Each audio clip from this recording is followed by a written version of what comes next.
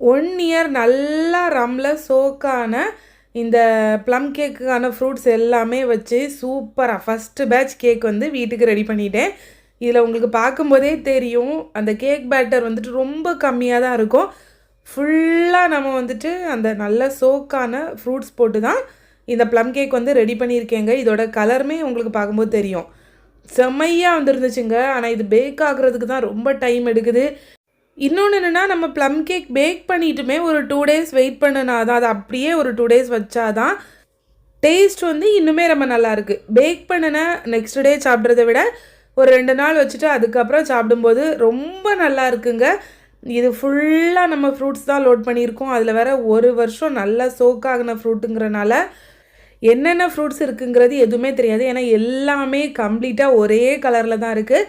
நீங்கள் ஒரு வேளை இந்த ப்ளம் கேக் ஆர்டர் பண்ணணும்னு நினச்சிங்கன்னா கண்டிப்பாக கீழே இருக்கிற நம்பருக்கு வாட்ஸ்அப் பண்ணி ப்ரீ புக்கிங் பண்ணிக்கோங்க. ஏன்னா நம்ம வந்துட்டு நிறையா சோக்கிங் போடலை.